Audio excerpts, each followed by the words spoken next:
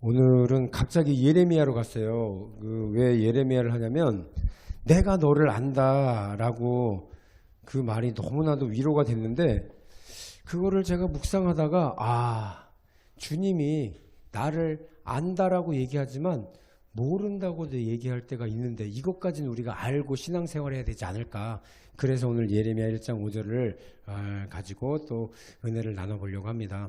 우리나라에요 최고로 치매의 명의가 있는데 서울 삼성병원에 계시는 30년 경력의 나덕렬이라고 하는 교수님이에요. 이분이 자주 하시는 말이 있는데 뭐라고 그러냐면 치매는 질병이 아니다. 일종의 증세다. 이렇게 얘기한대요. 그리고 정확한 원인을 찾으면 고칠 수도 있다. 이렇게 얘기를 해요. 그러면서 뇌 사진을 딱 찍어서 뇌가 이쁘면 치매도 이쁘게 걸린대요. 여러분 한번 찍어보시고 내가 지금 막 못생기고 막 이랬으면 빨리 이쁘게 변할 수 있도록, 물론 안 걸리는 게 제일 좋겠죠. 그런데 이 다음 말이 굉장히 인상적이에요. 기억은 잊어도 감정은 남는데요. 기억은 잊어버릴 수가 있는데 감정은 남아서 잊어버리질 않는데요. 그래서 치매 환자들을 가까이 가서 보면요, 한 가지 공통점이 있는데 최근에 있었던 일, 공간관념 이런 것들은 잘 잊어버려요. 시간도 잘 잊어버리고 오늘이 무슨 요일인지도 잊어버릴 수도 있고, 그런데 자기가 인상 깊게 기억하고 있는 그 따뜻한 사람과의 나눴던 관계와 이야기들, 그런 것들이 이심전심 됐던 것들은 절대 안 잊어버린대요. 그래서 눈을 감고 자기 전에도 얘기하는 거는 뭐냐면 과거에 나에게 가장 인상 깊었던 일들, 따뜻했던 일들, 좋았던 것들, 이런 것들은 절대 잊어버리지 않대요. 근데 그게 누구랑 관련이 있느냐? 사람과 사람의 만남에서 관계된 일들은 잊어버리지 않는다라는 거예요. 그래서 왜 그런가 봤더니 기억은 단순한 그 정보가 아니라 인간과 인간, 사람과 사람이 만나서 그 깊이 새겨진 것이 뇌 속의 뇌파에 남고 그것이 뜨겁게 가슴 속에서 일어났던 기억, 이것이 하나가 되었을 때 잊어버리지 않고 기억한다라고 합니다. 그래서 오늘 우리가 나눌 말씀 핵심도 바로 이것인데요.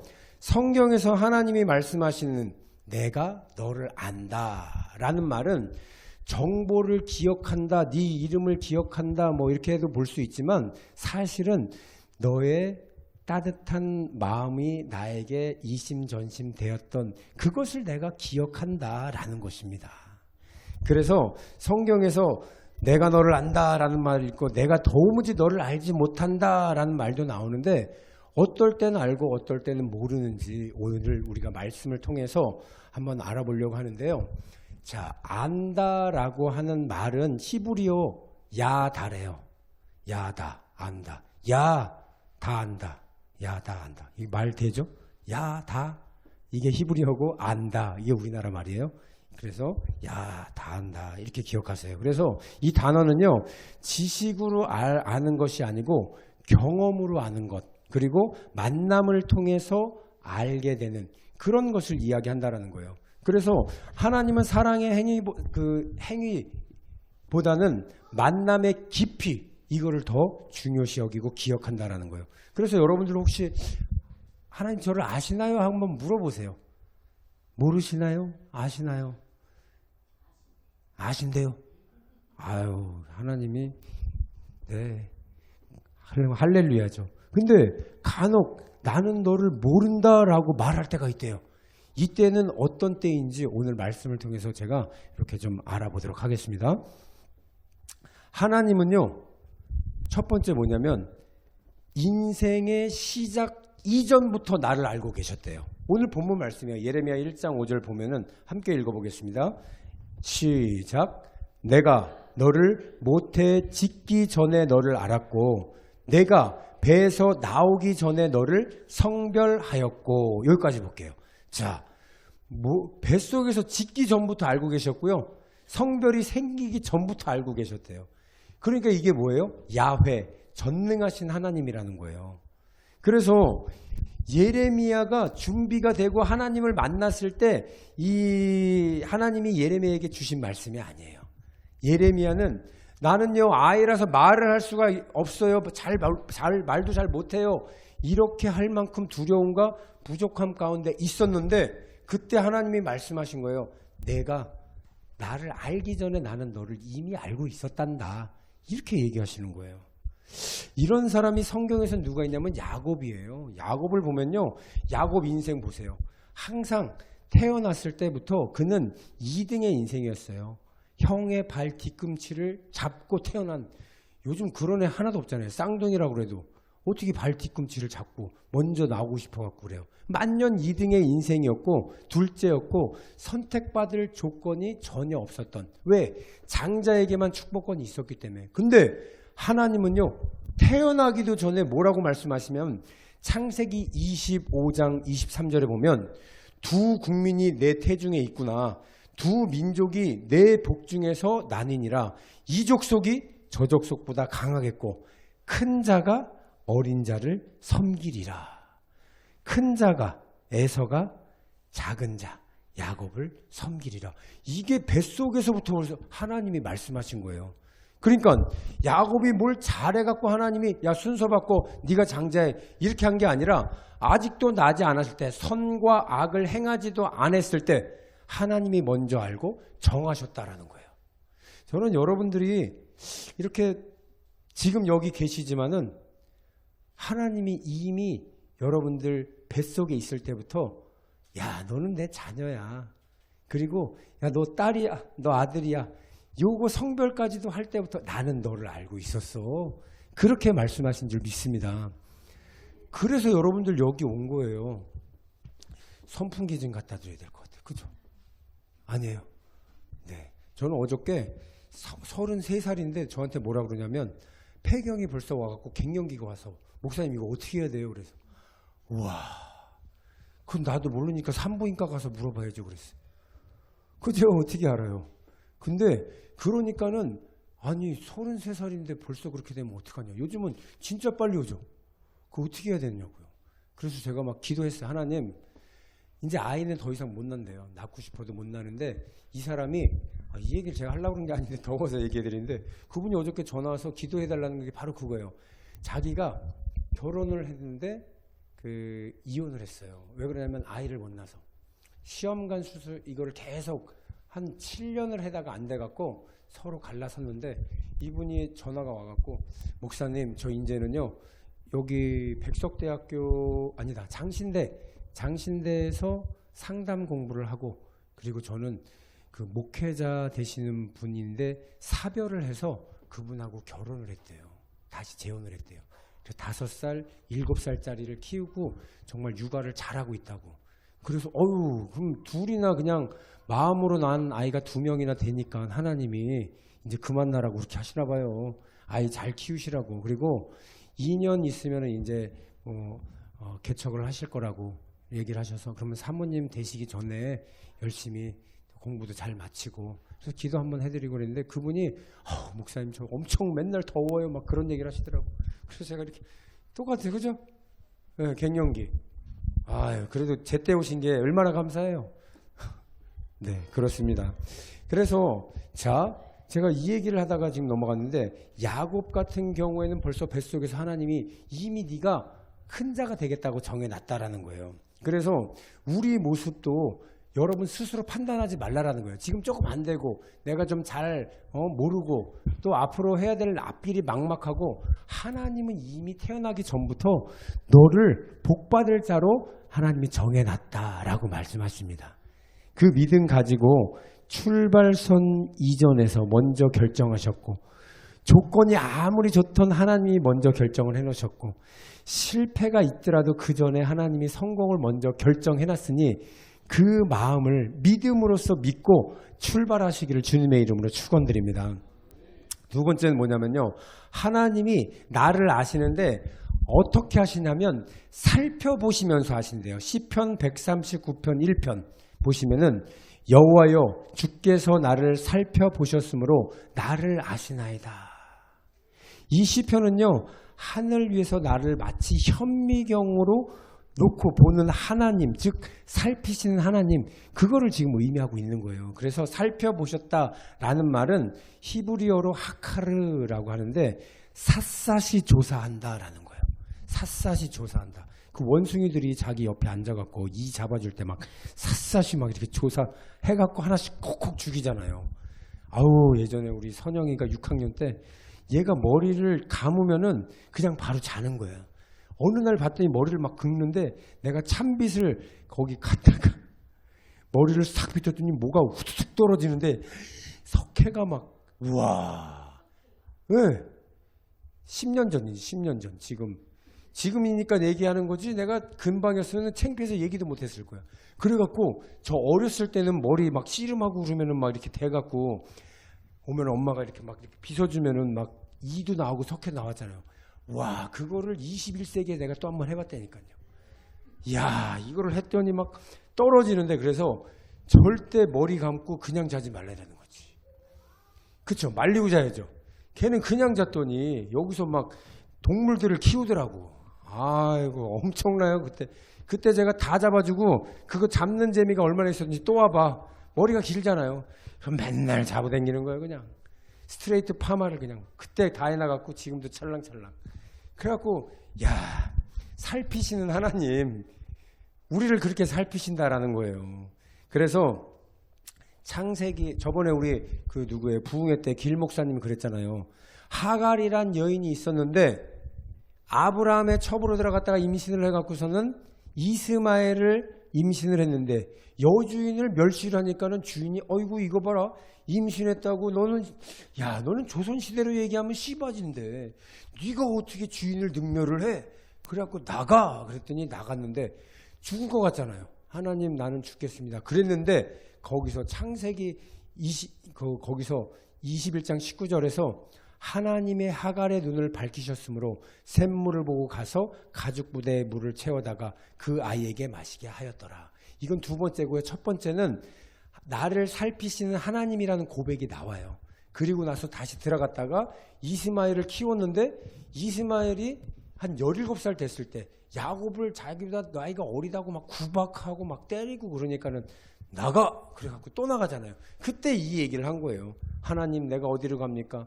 그래서 활 이렇게 딱 쏘면은 떨어질 만한 거리에 아이를 두고 이 아이 죽는데 어떡합니까? 그랬더니 하나님이 하갈의 눈을 밝혀갖고 샘물에 물을 받아서 입에다가 딱 넣어주고 여기서 끝난 게 아니에요. 그 다음 절 20절에 창세기 21장 20절 보면은 하나님이 그 아이 이스마엘이에요. 이 정통이 아닌 첩의 자식으로 난 자녀일지라도 하나님 버려두시지 않고 살피시는 하나님이 어떻게 줬냐면은 그 아이와 함께 계심에 그가 장성하여 광야에 거주하며 활 쏘는 자가 되었더라. 12두령의 족장의 최고가 됩니다. 여러분, 하나님이 이렇게 우리도 마찬가지로 숨겨진 눈물, 또 마음 아파서 말하지 못하는 것들, 이런 거 하나님이 여러분 다 아신다는 거예요. 여러분들 그냥 왜 나만 이런 인생을 살아야 돼요? 하나님 억울해요. 막 이렇게 하고. 그런데 여러분 걱정하지 마세요. 하나님이 얼마나 치밀하시냐면은 이스라엘에 그 400마리의 양을 키우는 목자가 있는데 이름이 전부 다 있어갖고 이름을 다 안대요. 그래갖고 이렇게 쭉 가다가 앞이 안 보이니까 이 양이 우매해갖고 딴 데로 막 도망가는 애가 있대. 그러면 걔를 가서 진짜 잡아온대요. 그러면 나머지 399마리 양은 누가 하냐? 걔가 돌아다니면서 원을 크게 두르면서 이 양들을 쫙 보살피는 동안에 주인은 가서 양을 잡아오고, 그리고 이 털 깎아야 되는 양 딱 보고서는 이름을 10마리를 딱 부르잖아요. 걔네들이 막 온대요. 그래서 털도 깎고. 대단하지 않습니까? 그런데 하루는 저녁 때 잠자고 있을 때 따라오라 그러면서 칼을 하나 가져가더니 양을 자고 있는 양을 잡아다가 놓고 뿔을 잡고 막 쓰는 거야. 막 40분 동안 양은 막 아프다고 막 매매 그러는데, 그래갖고 뒤에서 보다가 아니 이거 왜 이렇게 뿔을 자릅니까? 그랬더니 뭐라고 그러냐면 얘는 이틀 있다가 뿔이 눈을 찔러갖고 실명이 된대요. 그래서 지금 안 자르면 큰일 나는 거래요. 하나님이 여러분들의 뿔을 지금 자르고 있어요. 아프죠? 그런데 이거 자르지 않으면 여러분들 실명되는 거예요. 더 큰 일을 막기 위해서 하나님께서 여러분들의 작은 고통은 줄 수 있지만 여러분들이 영원히 평안히 살 수 있도록 이 뿔 잘리고 나면은요 다시는 눈에 찔릴 일이 없잖아요. 여러분들이 잘못된 습관을 잘라버리면 다시는 여러분들 그렇게 절망의 늪으로 빠져들지 않는다라는 거예요. 그래서 우리가 이렇게 살피시는 하나님 저를 왜 몰라주시는 겁니까? 왜 이렇게 살아야 됩니까? 왜 이렇게 계속 힘들게 IMF도 끝났는데 나는 왜 계속 IMF입니까? 그러지만 하나님은 여러분들을 살피고 계시다가 야 지금이야. 지금이 너가 머리를 뿔 잘라놨으니까 이제부터는 네가 마음껏 돌아다녀도 돼 라고 하는 하나님의 때를 기다리시기를 주님의 이름으로 축원드립니다. 세 번째, 이제요 이렇게 살피시는 하나님이 야 나는 이제 널 몰라 할 때가 있대요. 여러분 이거 아시라고 제가 오늘 이거 준비한 거예요. 언제냐면 마태복음 7장 23절이에요. 한번 찾아봅시다. 중요하니까. 마태복음 7장 23절. 신약성경 10페이지 11페이지에 있네요. 11페이지.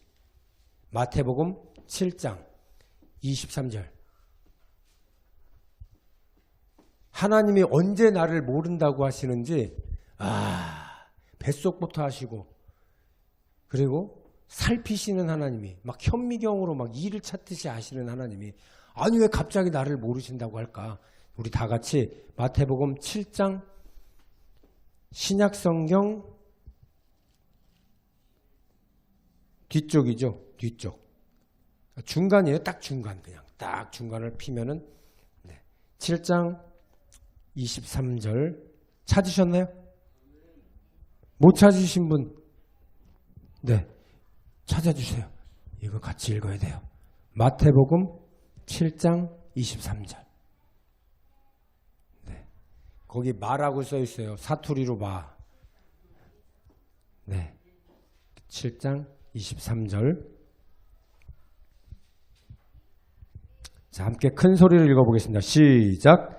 그때 내가 그들에게 밝히 말하되 내가 너희를 도무지 알지 못하니 불법을 행하는 자들아 내게서 떠나가라 하리라. 내가 그들에게 밝히 말한대요. 내가 너희를 도무지 알지 못하겠다. 이렇게 말해요. 이게 뭐냐면은 말씀의 배경이 뭐냐면요. 불신자에게 한 얘기가 아니에요.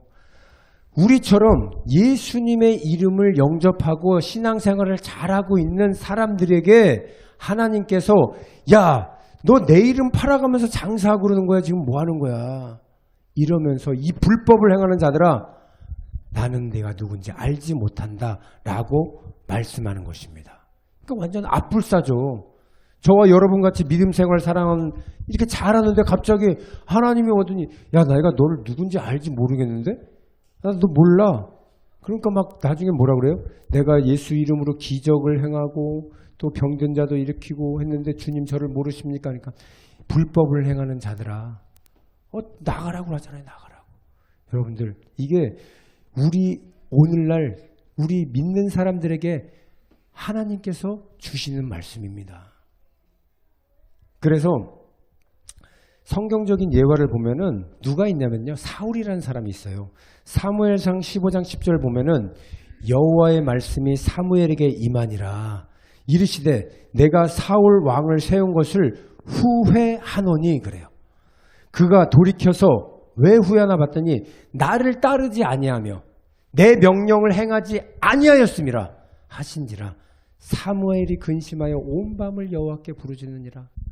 기름 부으라 그래서 가서 기름 부었고 딱 보니까 다른 사람보다 어깨 위로 키도 더 크고 왕 같은 그리고 순종하고 베냐민 지파의 가장 가난한 지파 아니에요. 사람도 얼마 없고 거기서 뽑아갖고서는 정말 왕이라고 뽑았는데 보찜 뒤에 숨어갖고 나오지도 않을 그렇게 마음이 선하고 약했던 그 사울을 왕이 되고 나니까 하나님이 어느 날 전쟁에 나갈 때 딱 뭐라 그러냐면 아말렉이라고 하는 이방인이 있다. 그 족속들이 광야에서 이렇게 올 때 이스라엘 백성들 뒤에서 어린이 노약자들을 막 다 죽이고 막 이렇게 뒤에서 괴롭혔던 사람이에요. 하나님이 진노해서 이제 네가 왕이 됐으니까 아말렉 족속들 가서 다 없애라. 그랬더니 네 알겠습니다. 이렇게 하고 가서 다 죽이면 되잖아요. 근데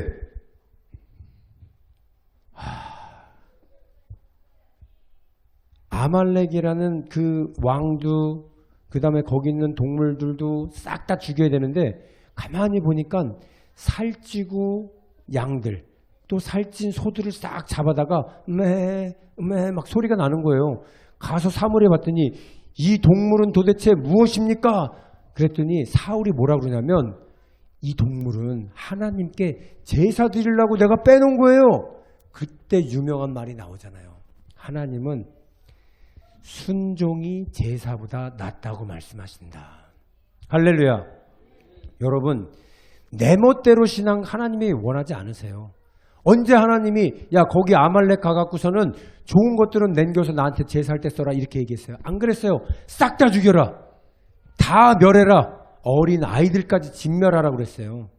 그렇게 무시무시한 명령을 내렸는데 이 사울은 자기가 딱 보니까 아니 뭐 주일날 예배 빨리 뭐 일부도 있는데 얼찍 드리고 골프 치러 가면 되지. 내가 주일 성수하면 된 거 아니야? 이렇게 어느 날부터는 예배를 해버리는 거야. 그리고 자기의 유익을 구하러 가는 거야. 그러면서 나중에 하나님 저 예배 드렸어요. 이렇게 뻔뻔하게 말한다라는 거예요. 하나님은 뭐라 그래요? 예배하는 자는 신령과 진정으로 드릴지니라. 그래서요. 자기의 생각 옳은 대로 판단하는 신앙하는 것 거짓 신앙생활이라는 거예요. 그래서 하나님은요. 하나님 말씀을 거역하는 걸 보고 그를 더 이상 왕으로 인정하지 않고 후회한다. 이런 말씀까지 하셨다라는 거죠. 완전히 떠나버리셨어요. 그래서 우리가 신앙생활하면서 딱 해야 되는 게 두 글자 뭐예요? 순종. 이것만 하면 됩니다. 순종. 내가 생각하는 순종이 아니라 하나님이 말씀하신 그대로 그냥 이렇게 막으면 돼요. 경주마가 달리기 할 때 옆에 이렇게 안 보이도록 여기다 이렇게 대요. 이게 뭐냐면은 딴 데를 보면은 막 앞을 가서 보는 게 아니라 이렇게 틀어져 간대요. 그런데 처음에는 이거를 잘 이렇게 하고 있다가 나중엔 이걸 띈대요. 왜? 훈련이 됐으니까. 그래서 여러분 마찬가지예요. 우리가 하나님 말씀을 들을 때는 이렇게 세상을 곁눈질하지 않도록 우리가 철저하게 막는 것도 필요해요. 어느 정도 막게 되잖아요. 그러면은 싹 없어지는 거예요. 아까 정성래 집사님 오시면서 제가 간증 듣는데 와 이거 앞에 나와서 사실 해야 되는 거 아니에요? 혼자 듣기 너무 아까워요 진짜. 그죠? 한번 나와서 얘기해 볼래? 아니래요. 다음에 잘 보세요. 시편을 막 읽고 있는데 갑자기 그 성령의 뜨거운 그게 막 입으로 막 나오더니 방언이 막 나오기 시작하더래요. 3시간을 기도했다라는 거예요. 그러더니 자는데 온 몸을 성령으로 이렇게 가문뜨려요. 그리고 그 머리 건드리는 그 어두운 것들이 오지를 못한다는 거예요. 할렐루야. 그래서 제가 아까 전에 너무 기쁜 거예요. 그래서 제가 그래서 그거 보고 예수님이 좋은 걸 어떡합니까? 그 찬양을 막 틀으면서 봤다니까.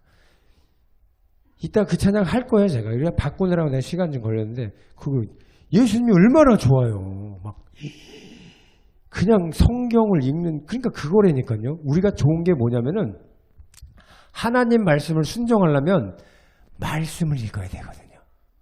그런데, 제가 어저께 이 말씀을 이렇게 하고 마무리하려다가, 문득 하나가 빠진 것 같아서 그러면 마귀는 뭐 하나 봤어요. 마귀의 계략은 뭔가 봤더니 마귀의 계략을 써놓은 책 여러분 아시죠? 제가 몇 번 얘기했죠. C.S. 루이스가 쓴 스크루테이프의 편지. 거기에 보면은 삼촌 마귀가 조카 마귀 웜우드라는 애가 있어요. 걔한테 인간에게 주지 말아야 할 것 5가지가 있대요. 한번 보여주세요. 인간에게 주지 말아야 될 5가지. 저기 보면 요게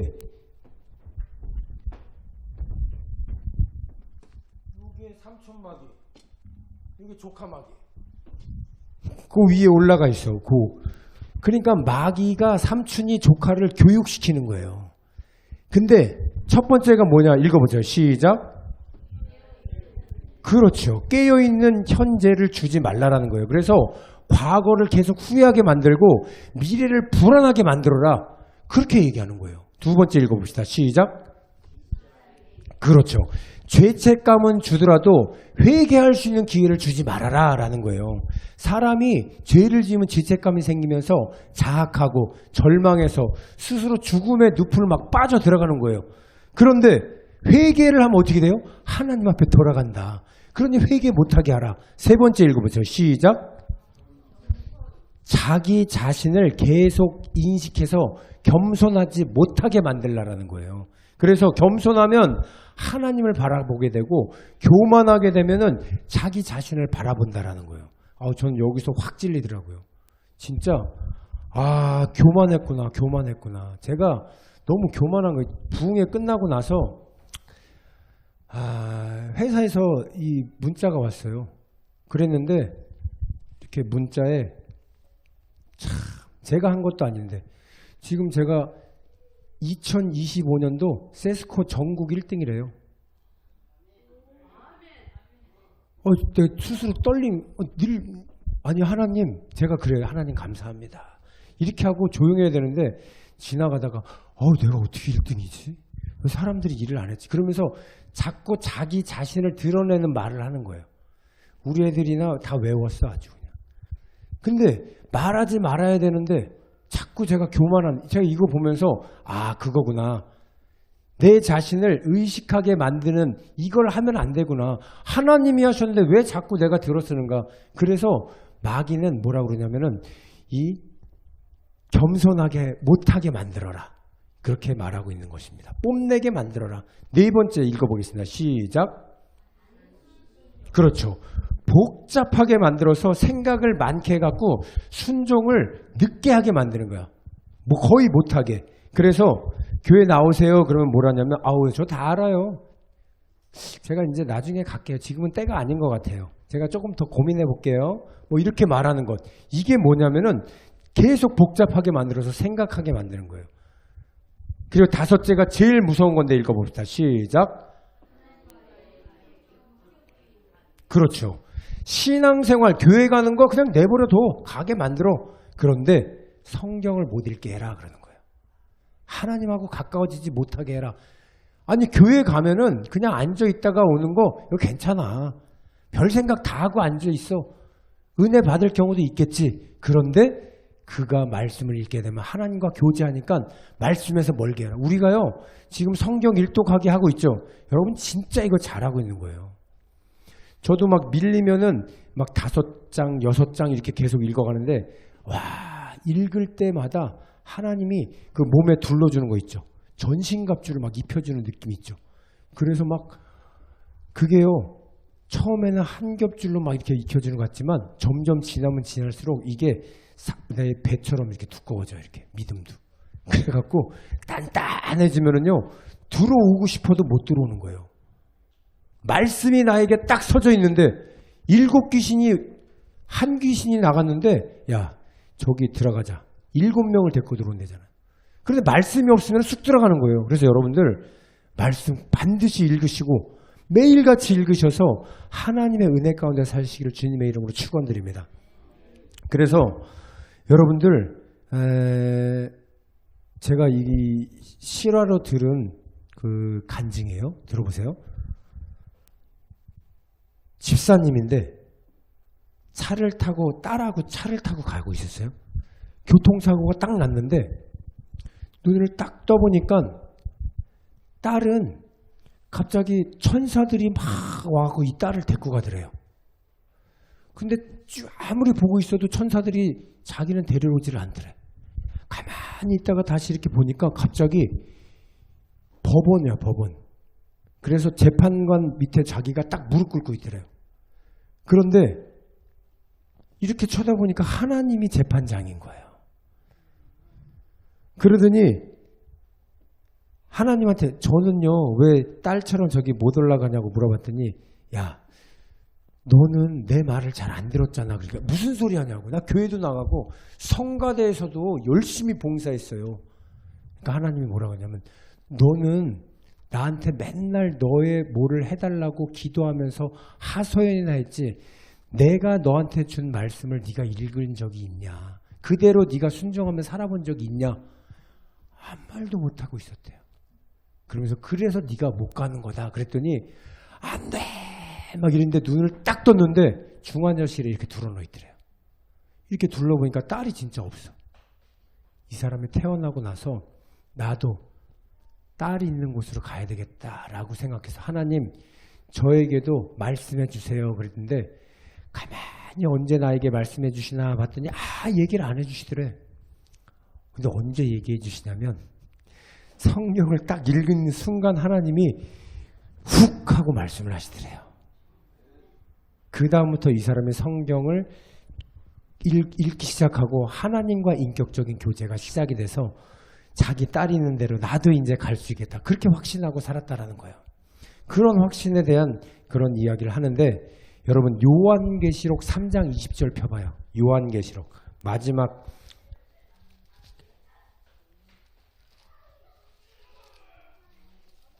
요한계시록 3장 20절 요한계시록 성경의 제일 마지막이에요.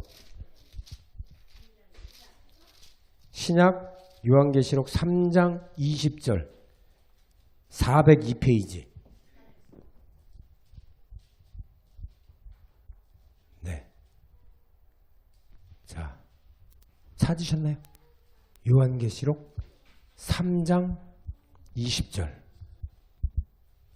여러분 이 말씀만 기억하고 있으면은 여러분들이 이렇게 신앙생활이 불완전할 때 다시 일어날 수 있는 3장 20절. 자, 같이 읽어보겠습니다. 시작. 볼지어다 내가 문 밖에 서서 두드리노니 누구든지 내 음성을 듣고 문을 어떻게 해요? 열면 내가 그에게로 어떻게? 들어가 그와 더불어 먹고 그와 나와 더불어 먹으리라. 여러분 계속해서 주님은 우리의 마음속을 두들기고 있어요. 근데 여러분 주님 두들긴다고 여러분들이 문을 안 열어요. 그렇다고 주님이 여러분들 문을 부시고 들어갑니까? 안 그래요. 굉장히 인격적인 분이세요. 절대 문 밖에서 우리를 계속 노크를 제가 20년을 당했어요. 주의 종이 되겠습니다 말하고 10년 있다가 네가 나한테 서운했지 않니? 또 10년 있다가 네가 나에게 서운했지 않니? 깜짝 놀랐습니다. 주님은요 나를 모태 전부터 지으시고 세심하게 지켜보시고 나는 너를 모른다라고 말할 때쯤 두들기면서 나 왔어. 문 좀 열어줄래? 문 좀 열어라. 그게 뭐냐면 여러분들이 말씀을 읽기 시작할 때 문이 열리는 줄 믿습니다. 그래서 오늘 여러분들 결단하셔야 돼요. 여호수아가 마지막에 자기가 죽기 전에 유언한 게 있습니다. 사람들을 모두 다 세겜에 세워놓고선 그 광야 거기서 너희들이 지금 광야에서 가나안 땅으로 들어왔지 않냐. 나는 이제 죽고 없지만은 이제 너희들 자손들하고 어떻게 살아야 될지 너희들 나하고 약속 하나만 하자. 그게 뭐냐면 여호수아 24장 15절 말씀이에요. 여호수아 24장 15절. 이거 만일 여호와를 섬기는 것이 너희에게 좋지 않게 보이거든 너희 조상들이 강 저쪽에서 섬기는 신들이든지 혹은 너희가 거주하는 땅 아모리 사람의 신들이든지 너희가 섬길 자를 오늘 택하라. 크게 하겠습니다. 시작. 오직 나와 내 집은 여호와를 섬기겠노라. 다시 한번 해보겠습니다. 시작. 오직 나와 내 집은 여호와를 섬기겠노라. 할렐루야.